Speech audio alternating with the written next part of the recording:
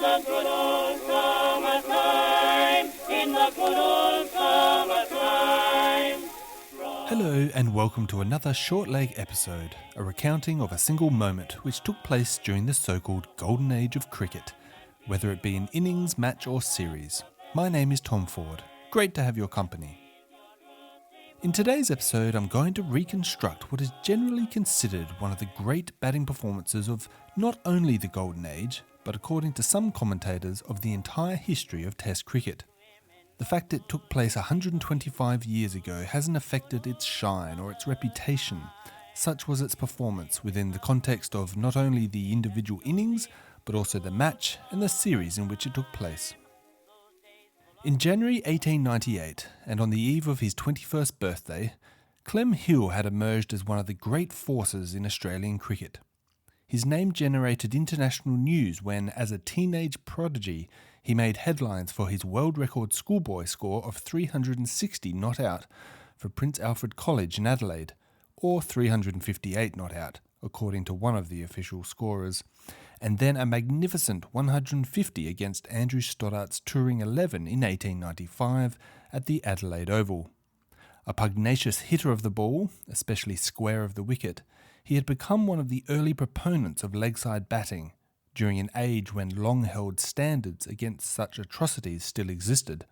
His fame was also heightened by the then unique characteristic of being a left-hander. Like his slightly older Prince Alfred College alumnus Joe Darling, left-handedness was still treated with curiosity, if not outright aversion, in the 19th century, and therefore Clem's early batting achievements were often heralded as greater achievements than those of his right-handed counterparts. To further contextualise, Victor Trumper was not yet a household name in 1898. Despite being only 6 months his senior, Hill's rise to the top of the Australian cricket chain had certainly outpaced that of the New South Welshman, who was yet to stamp his name on the game outside of a couple of good Shield games for the colony.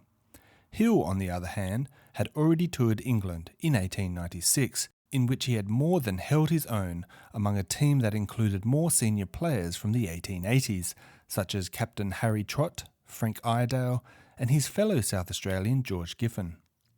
Wisden wrote of Clem's efforts on tour, "Clem Hill, the youngest member of the team, had some failures in the biggest matches, but for all that, his first trip to England was a brilliant success, and all being well, we will no doubt see him again.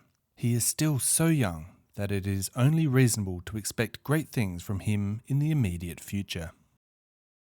The England tour of Australia in the summer of 1897-98 was a much anticipated one, following on from the highly successful previous tour in 1894-95, which saw Andrew Stoddart's team win the series 3-2. I covered the famous first test in Sydney of that series in an early episode of the podcast. Keen to replicate that tour, Andrew Stoddart was asked by the Melbourne Cricket Club to put together a side to tour in 97 and 98. The 12 other players joining Stoddart included Lancastrian and vice-captain Archie McLaren, Yorkshiremen George Hurst and Ted Wainwright, experienced campaigners Tom Hayward, J.T. Hearn and Johnny Briggs, and most sensationally of all, the great Indian batsman K.S. Ranjit Singh. The addition of the Indian wonder batsman was one of great curiosity to Australian fans, keen to see the Prince in all his glory and whether his much-lauded skill would translate to local, drier pitches. Such was the publicity and enthusiasm to see the great Ranji that the New South Wales government waived its £100 tax for coloured visitors to its colony. As was often the case, a visiting English side began their tour with a first-class match against a South Australian side at the Adelaide Oval, following the customary docking of their passenger ship in Largs Bay, just north of Port Adelaide. Having arrived via HMS Ormuz on the 25th of October 1897, Stoddart's English 11 began their match against South Australia just 3 days later at the Adelaide Oval. 7,000 interested spectators arrived to see the touring side, especially Ranji, but were left somewhat disappointed when the local side batted first. The ageing George Giffen was absent from the home side, having been unable to agree to terms for the match with his employer at the Adelaide Postal Department. "Popularity," he reportedly said, "won't pay my bills." Opening bowler Tom Richardson dismissed Joe Darling with the second ball of the match, caught and bowled, which brought the 20-year-old Clem Hill to the crease.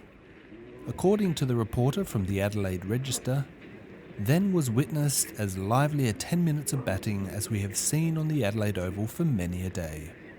Hill showed no anxiety at the crease, carting Tom Richardson, whom Hill later classed as the greatest bowler he ever faced, and Briggs to all corners of the ground, especially making use of the square leg area.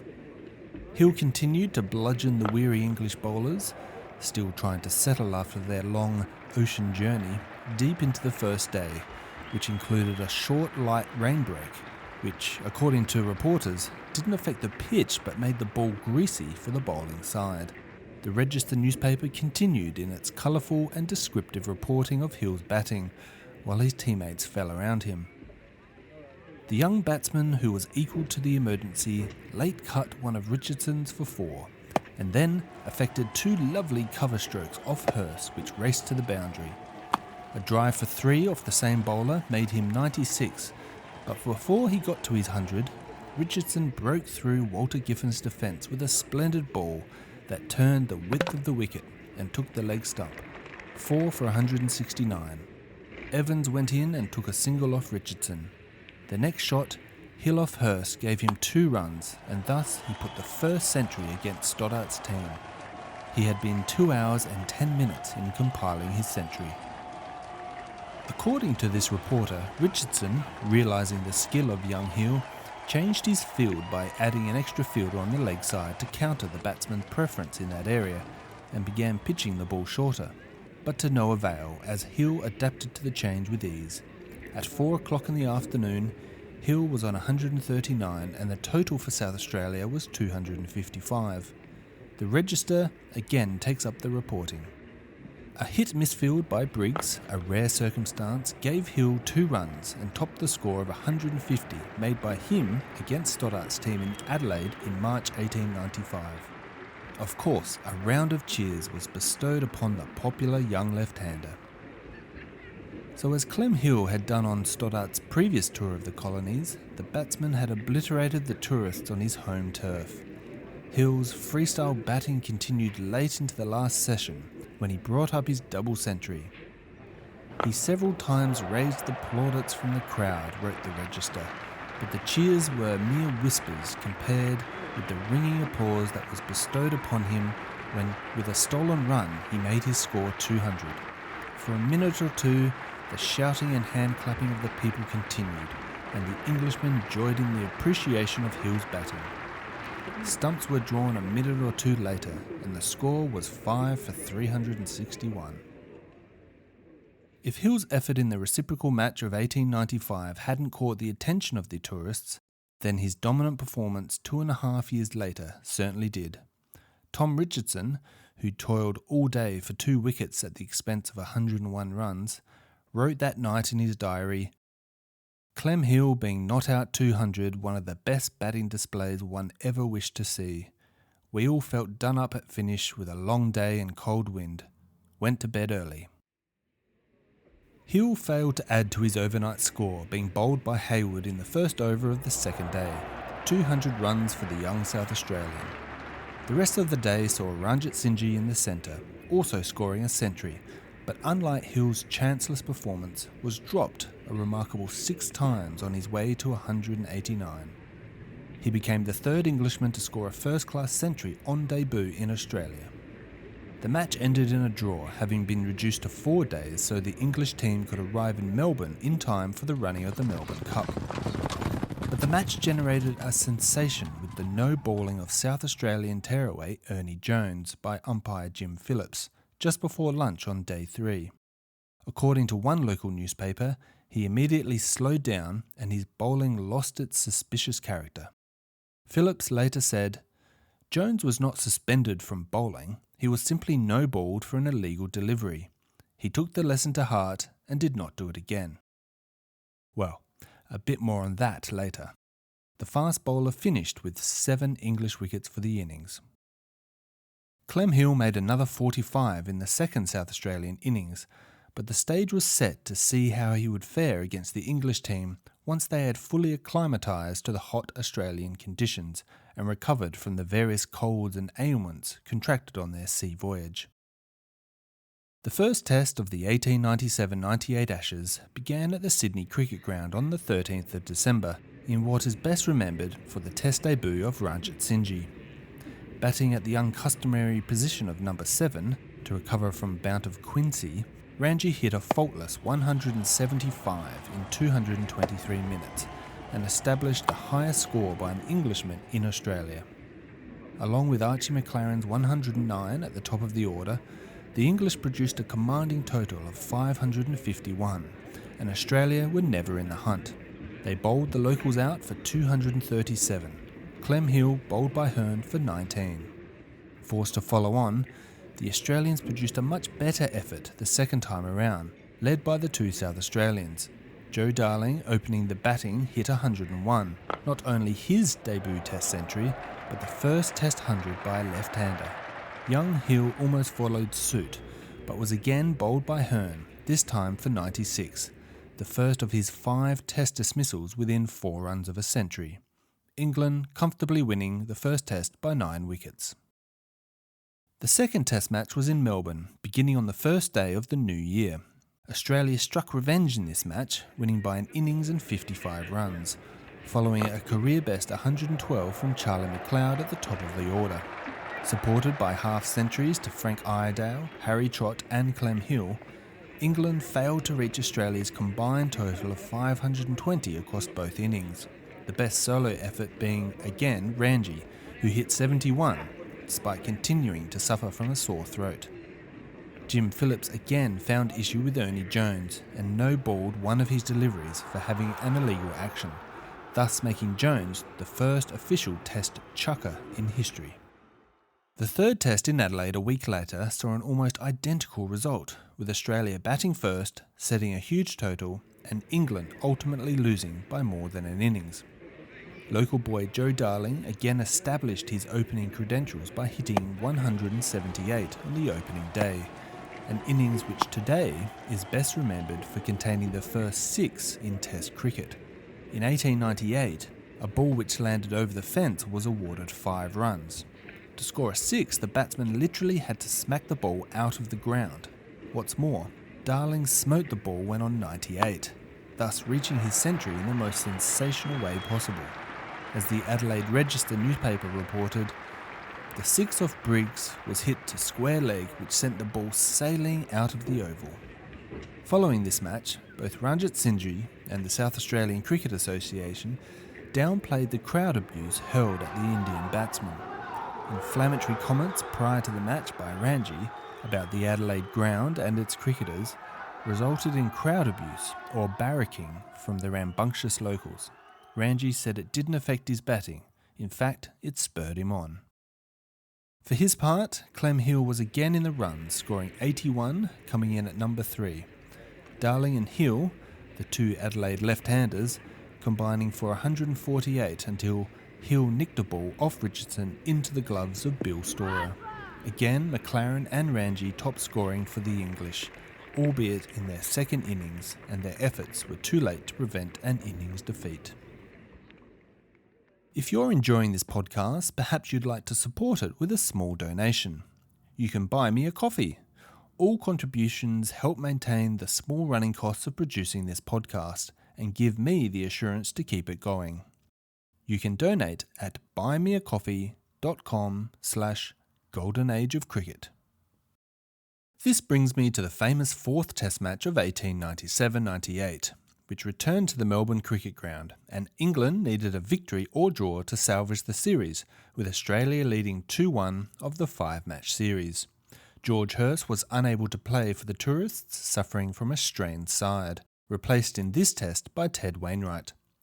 The umpires for the match were Jim Phillips and Charles Bannerman, the latter having hit Test cricket's first century at the same ground 21 years earlier. Bannerman's former Test teammate Tom Horan, who wrote under the pseudonym Felix, wrote in the Australasian leading into the 4th Test match that, quote, "Everywhere you go, nothing is talked of but the coming Test match. in tram, train, street, office or hotel, and I heard one man say the other day that he tried in vain to find a place in Melbourne where the Test match was not the topic of conversation. Melburnians awoke for the first day of the Test match on the 29th of January and were confronted with extremely hot weather. The Melbourne correspondent for the Geelong Advertiser described the morning as extremely hot with a high wind and inclined to dust. The temperature was later officially recorded at having reached a stifling 41.7 degrees Celsius. Adding to the discomfort were bushfires surrounding Melbourne, providing visibility issues for player and spectators alike. Ranji later commented that Australia was the only place on earth which was prepared to set the country alight just to win a Test match. Still, as there were no official laws against abandoning play due to visibility issues other than natural light, the match began as planned, and Harry Trott again won the toss and sent his men into bat. Andrew Stoddart, who had missed the first 2 tests due to the death of his mother, with acting skipper Archie McLaren filling the void, had now returned to the side and bemoaned having to take the field on such a hot day. At the end of the tour, during the customary round of speech-making at various dinners, Stoddart commented, "Harry Trott always pushes me into speech-making first, but never into batting first." The crowd began entering the Melbourne cricket ground, although numerous commentators stated how the eventual crowd of 19,600 was down on what was expected due to the dramatic situation of the series, but considering the weather was not wholly surprising. Recent century makers Charlie McLeod and Joe Darling walked to the centre to face the ire of Tom Richardson and JT Hearn. What followed, to the dismay of the Melbourne spectators, was one of the great batting collapses in the early days of Test cricket. There exist many contemporaneous reports from that memorable first day of the 4th Test match, in which I'll quote, but there also exists a couple of priceless reminiscences from the cricketers themselves, not least of which from Clem Hill, who was at the centre of the ground for much of the day's play. Recalling the first session 35 years later, Hill said, "Disaster set in early, as it often does on the opening day of Melbourne. The wicket, being two-paced, plays in an uncertain way. Bowlers are able to turn the ball on it unexpectedly. McLeod returned to the dressing room after having scored 1. I went in first wicket down to join Darling. He was dismissed by Richardson when he was 12. Sid Gregory came in and was clean bowled by Richardson next ball." Hill's prose sets the scene. Richardson and Hearn had ambushed the Australians with some exceptional bowling. Australia were 3 for 25 and Frank Iredale came to the wicket to face the extreme pace of Richardson, who was now on a hat-trick. He managed to survive that first delivery, but fell shortly after for a duck when he nicked one off Hearn to the keeper. Australia 4 for 26. Hill, standing at the other end, had survived the onslaught. Next batsman in was Monty Noble, who managed to drive Hearn for 3 and then add a single to his total. The Argus newspaper then picks up the story. Noble pushed one low back to the bowler, an easy catch, and 5 of Australia's best batsmen gone for 32 runs. Noble's wicket was a genuine triumph for the bowler, for just before he had put one dangerously close to the bowler. Yet when Hearn, after waiting a while, gave him the same ball, he walked into the snare like a novice. Hearn had taken 3 wickets for 11 and was giving them a taste of what he does in England, with the wicket helping a little. Richardson had got 2 for 21, and Stoddart realised that losing the toss is not always the calamity it looks.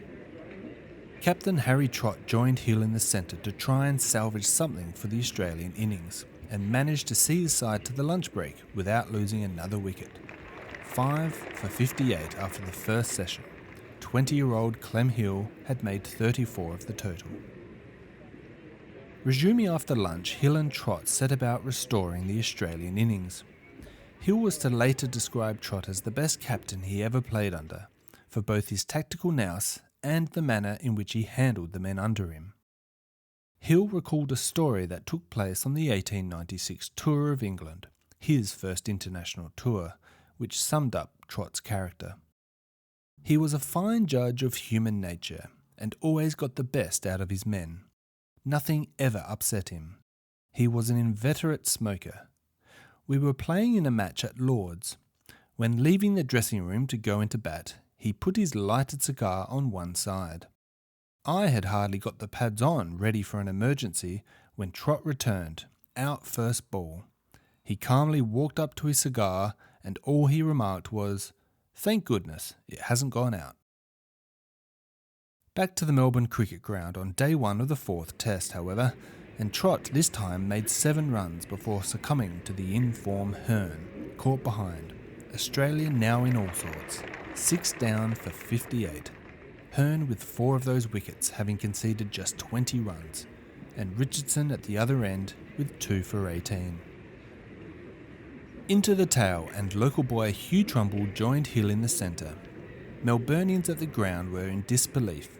Clem Hill takes up the story. I read in the newspapers afterwards that the men who had brought their lunch boxes with them never opened them. They didn't feel like eating. They just stood or sat, chewing the stems of their pipes. A telegram from Adelaide stated that a thunderstorm had reached there from the west and was on the way east and would bring rain with it. Some humorists suggested that to make sure it arrived on time to damage the wicket for the Englishmen, it should be put on the Melbourne Express. Hill and Trumble began their partnership earnestly, as the journalist for the Melbourne newspaper The Argus relates. With all the difficulties, Hill was batting like a book, and the crowd cheered him for every run. He could get nothing through the off-field, but was remarkably clever in utilising every chance for a pull, and his unequalled strength in on-play served him well in the emergency. At intervals, Richardson put in a very fast one, faster than anything he had bowled yet on this trip, and with one of the ones in which he got Gregory's wicket. In playing one of Hearn's, Hill got so far back that he very nearly stepped into his wicket, and in swinging round to a leg ball off Richardson's he fell, but touched it and got his 4, the stroke making him 50, got in an hour and 46 minutes. When Hugh Trumble passed away in 1938, aged 71, Clem Hill wrote a newspaper article paying tribute to the great Victorian off-spinner. In it, he recalled their great partnership of the Melbourne Test in 1898 and said that, despite what the record books say, quote, "They'll never tell you the real story. Hughie Trumble made every run I got that day." 10 years his senior and the veteran of 3 tours of England at this stage, Trumble managed to keep Hill's concentration going.